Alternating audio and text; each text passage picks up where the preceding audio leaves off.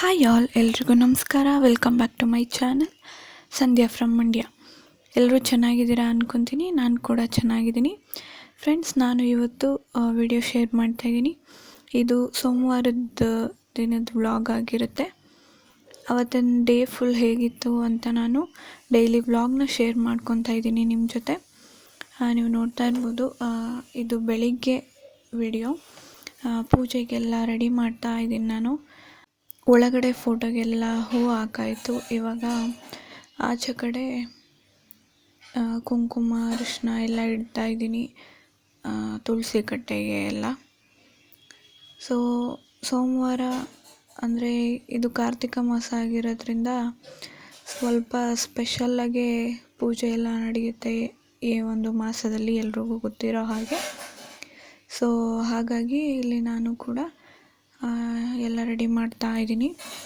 ಪೂಜೆ ಬಂದು ಅಮ್ಮನೇ ಮಾಡಿದ್ರು ಬೆಳಿಗ್ಗೆ. ನಾನು ಜಸ್ಟ್ ಹಾಗೆ ಎಲ್ಲನೂ ರೆಡಿ ಮಾಡಿದೆ ಅಷ್ಟೇ. ಈ ಒಂದು ವಿಡಿಯೋದಲ್ಲಿ ನಾನು ನನ್ನ ಡೈಲಿ ರೊಟೀನ್ನ ನಾನು ಶೇರ್ ಮಾಡ್ತಾ ಇದ್ದೀನಿ.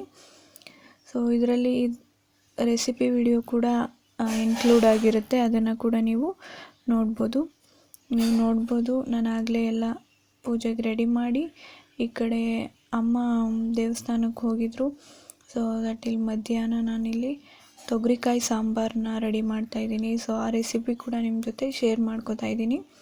ಅಮ್ಮನ್ನ ಕೇಳ್ಕೊಂಡೇ ನಾನು ಈ ಸಾಂಬಾರನ್ನ ರೆಡಿ ಮಾಡ್ತಾ ಇರೋದು. ನನಗೂ ಕೂಡ ಗೊತ್ತಿಲ್ಲ. ಅಲ್ಲಿ ಹೇಳ್ಕೊಡ್ತಾ ಇದ್ದಾರೆ ಏನು ಮಾಡಬೇಕಂತ. ಅದನ್ನು ಕೇಳ್ಕೊಂಡು ನಾನು ಮಾಡ್ತಾಯಿದ್ದೀನಿ. ಇಲ್ಲೇನು ನೋಡ್ತಾ ಇದ್ದೀರಾ, ಇಲ್ಲಿ ಒಂದು ಪಾತ್ರೆಗೆ ಸ್ವಲ್ಪ ಎಣ್ಣೆ ಹಾಕಿ 2-3 ಮೀಡಿಯಮ್ ಸೈಜ್ ಈರುಳ್ಳಿ ಈ ಥರ ಉದ್ದುದ್ದ ಕಟ್ ಮಾಡಿಕೊಂಡು ಎಣ್ಣೆಯಲ್ಲಿ ಫ್ರೈ ಮಾಡ್ಕೊತಾ ಇದ್ದೀನಿ. ಅದ್ರ ಜೊತೆಗೆ ತೊಗರಿಕಾಯಿನ ಕೂಡ ನಾನಿಲ್ಲಿ ಹಾಕ್ಕೊಂಡಿದ್ದೀನಿ. ಇದು ತೊಗರಿಕಾಯಿ ಅವರೆಕಾಯಿ ಸೀಸನ್ ಆಗಿರೋದ್ರಿಂದ ಆಲ್ಮೋಸ್ಟ್ ಎಲ್ಲ ರೆಸಿಪೀಸಲ್ಲೂ ಇದನ್ನು ಯೂಸ್ ಮಾಡ್ತೀವಿ ಈ ಟೈಮಲ್ಲಲ್ವ. ಹಾಗಾಗಿ ಇಲ್ಲಿ ತೊಗರಿಕಾಯಿ ಈರುಳ್ಳಿ ಎಣ್ಣೆಯಲ್ಲಿ ಚೆನ್ನಾಗಿ ಫ್ರೈ ಆದಮೇಲೆ ಅದಕ್ಕೆ ಸ್ವಲ್ಪ ನೀರನ್ನ ಸೇರಿಸ್ಕೊತಾ ಇದ್ದೀನಿ. ಈಗ ನೀರು ಹಾಕ್ಕೊಂಡಾದ್ಮೇಲೆ ಇಲ್ಲಿ ನೋಡಿ, ಇವಾಗ 1-2 ಆಲೂಗಡ್ಡೆನ ಈ ರೀತಿ ದಪ್ಪದಾಗಿ ಕಟ್ ಮಾಡಿ ಕೂಡ ಹಾಕ್ಕೊತಾ ಇದ್ದೀನಿ. ಇದ್ರ ಜೊತೆಗೇ ನಾನಿಲ್ಲಿ ಟೊಮೊಟೊನೂ ಕೂಡ ಹಾಕ್ತಾಯಿದ್ದೀನಿ. 5-6 ಟೊಮೊಟೊನ, ಅಂದರೆ ಈ ನೀರು ಜೊತೆನೇ ಅದು ಕೂಡ ಬೇಯಲಿ ಅನ್ನೋ ಒಂದು ಕಾರಣಕ್ಕೆ ಇದ್ರ ಜೊತೆಗೇ ಈ ರೀತಿ ಅರ್ಧ ಭಾಗ ಕಟ್ ಮಾಡಿ ನೀರು ಜೊತೆಗೇ ಹಾಕ್ತಾಯಿದ್ದೀನಿ. ಇದು ಕೂಡ ಒಂದು ಸ್ವಲ್ಪ ಹೊತ್ತು 5-10 ನಿಮಿಷ ಕುದ್ದಿದಾಗ ಟೊಮೊಟೊ ಕೂಡ ಬೆಂದಿರುತ್ತೆ. ಹಾಗಾಗಿ ಇದ್ರ ಜೊತೆಗೇ ಆ್ಯಡ್ ಮಾಡ್ಕೋತಾ ಇದ್ದೀನಿ.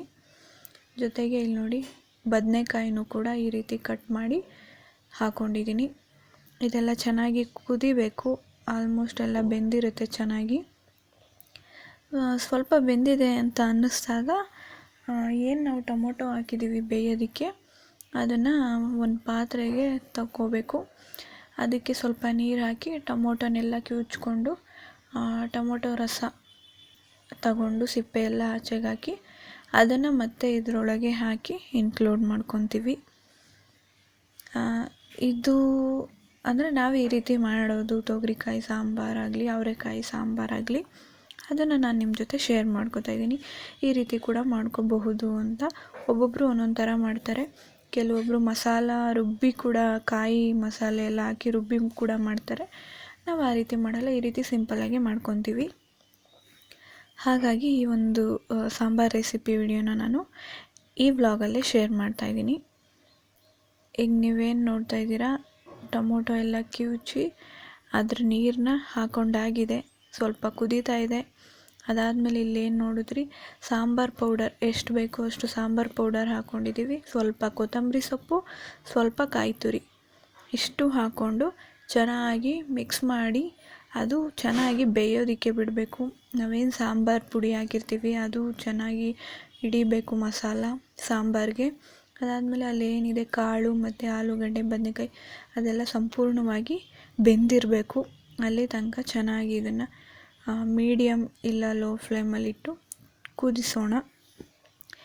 5-15 ನಿಮಿಷ ಚೆನ್ನಾಗಿ ಕುದಿಬೇಕದು.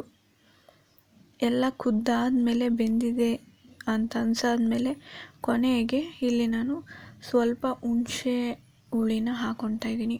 ಹುಣಸೆ ಹಣ್ಣು ನೀರು ಅದನ್ನು ಆ್ಯಡ್ ಮಾಡ್ಕೋತಾ ಇದ್ದೀನಿ. ಅದಾದಮೇಲೂ ಅದು ಒಂದು 5 ನಿಮಿಷ ಚೆನ್ನಾಗಿ ಬೇಯಬೇಕು. ಇವಾಗೇನು ಹುಣಸೆ ರಸ ಹಾಕಿದ್ವಿ ಅದು ಕೂಡ ಸ್ವಲ್ಪ ಹೊತ್ತು ಬೆಂದಾದಮೇಲೆ ಕೊನೆಗೆ ನಾವು ಎಷ್ಟು ಬೇಕೋ ಅಷ್ಟು ಉಪ್ಪು ಕೂಡ ಹಾಕ್ಕೊಂಡು ಒಂದು 5 ನಿಮಿಷ ಬಿಟ್ಟು ಆಮೇಲೆ ಆಫ್ ಮಾಡಿಕೊಂಡ್ರೆ ನಮ್ಮ ಸಾಂಬಾರು ರೆಡಿಯಾಗಿರುತ್ತೆ. ಅದಾದಮೇಲೆ ಅದಕ್ಕೆ ಒಗ್ಗರಣೆ ಕೂಡ ಹಾಕ್ಕೊತೀವಿ. ಒಗ್ಗರಣೆ ಸಿಂಪಲ್, ಎಲ್ಲರೂ ಹಾಕೋ ಹಾಗೆ ಸ್ವಲ್ಪ ಎಣ್ಣೆ, ಸಾಸಿವೆ, ಜೊತೆಗೆ ಒಂದು ಒಣಮೆಣಸಿನ್ಕಾಯಿ ಮತ್ತು ಸ್ವಲ್ಪ ಬೆಳ್ಳುಳ್ಳಿ ಜಜ್ಜಿ ಹಾಕ್ಕೊತೀವಿ, ಸ್ವಲ್ಪ ಕರಿಬೇವು ಸೊಪ್ಪು, ಇಷ್ಟು ಹಾಕ್ಕೊಂಡ್ರೆ ಒಗ್ಗರಣೆ ಕೂಡ ಆಗುತ್ತೆ.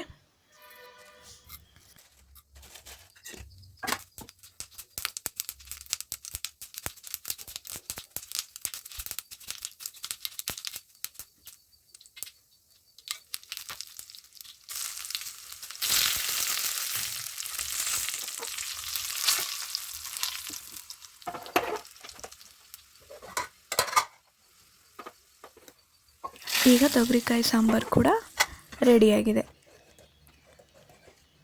ಇದಾದಮೇಲೆ ನಾನು ನೆಕ್ಸ್ಟ್ ಸಂಜೆ ವಿಡಿಯೋ ಕಂಟಿನ್ಯೂ ಮಾಡ್ತಾಯಿದ್ದೀನಿ.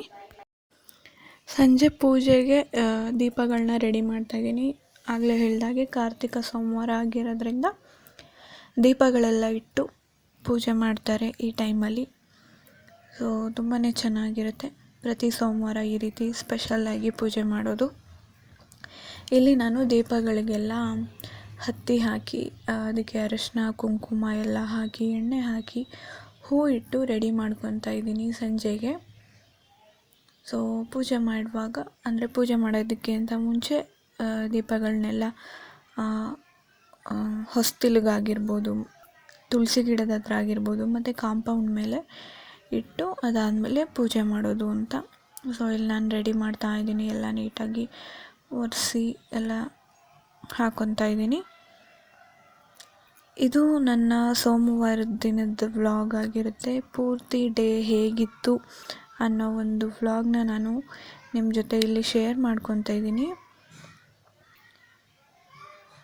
ಸೊ ಇದು ಒಂದು ಸಿಂಪಲ್ ವಿಡಿಯೋ ಆಗಿರುತ್ತೆ, ಎಲ್ರಿಗೂ ಇಷ್ಟ ಆಗುತ್ತೆ ಅಂತ ಅಂದ್ಕೊತೀನಿ. ಇವಾಗ ಒಂದೊಂದೇ ಹೂನ ಕೂಡ ನಾನು ಇಟ್ಕೊಂಡಿದ್ದೀನಿ.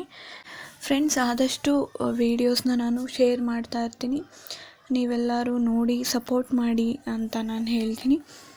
ಸೊ ವೀಡಿಯೋಸ್ ಆಗಿರ್ಬೋದು, ಅಂದರೆ ಟ್ರಾವೆಲ್ ವೀಡಿಯೋಸ್ ಆಗಿರ್ಬೋದು, ಅಥವಾ ನನ್ನ ಡೈಲಿ ವ್ಲಾಗ್ಸ್ ಆಗಿರ್ಬೋದು, ಅದು ಬಿಟ್ಟರೆ ರೆಸಿಪಿ ವೀಡಿಯೋಸ್ ಆಗಿರ್ಬೋದು, ಎಲ್ಲನೂ ಆದಷ್ಟು ನಾನು ಇನ್ಮೇಲೆ ಶೇರ್ ಮಾಡ್ತಾ ಹೋಗ್ತೀನಿ.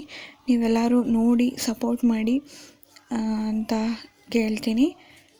ನೀವು ಹೆಚ್ಚು ಸಪೋರ್ಟ್ ಮಾಡಿದಷ್ಟು ನಮಗೆ ವಿಡಿಯೋ ಇನ್ನೂ ಬೇರೆ ಥರ ಮಾಡೋದಕ್ಕೆ ಇನ್ಸ್ಪೈರ್ ಆಗುತ್ತೆ. ಹಾಗಾಗಿ ನೀವು ಎಲ್ಲರೂ ಚೆನ್ನಾಗಿ ನೋಡಿ ಸಪೋರ್ಟ್ ಮಾಡಿ.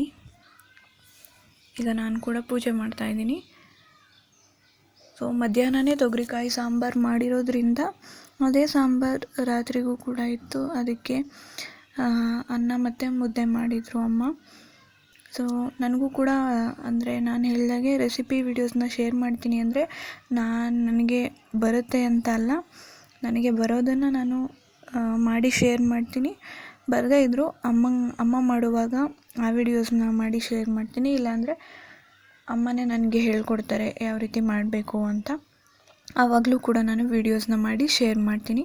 ಇವತ್ತು ಮಾಡಿದ್ದು ತೊಗರಿಕಾಯಿ ಸಾಂಬಾರು ಕೂಡ ಅದೇ ರೀತಿಯೇ ಅಮ್ಮ ಹೇಳ್ಕೊಟ್ರು, ಅದೇ ರೀತಿಯೇ ಮಾಡಿ ವೀಡಿಯೋಸ್ ಮಾಡಿ ನಿಮ್ಮ ಜೊತೆಗೆ ಶೇರ್ ಮಾಡಿಕೊಂಡೆ. ನಾನು ನೋಡ್ತಾ ಇರ್ಬೋದು ಇಲ್ಲಿ ತುಳಸಿ ಗಿಡದ ಹತ್ರ ಮತ್ತು ಇಲ್ಲಿ ಆಚೆ ಕಾಂಪೌಂಡ್ ಹತ್ರ ದೀಪ ಎಲ್ಲ ಇಟ್ಟಿರೋದು ಎಷ್ಟು ಚೆನ್ನಾಗಿ ಕಾಣಿಸುತ್ತೆ ಅಂತ.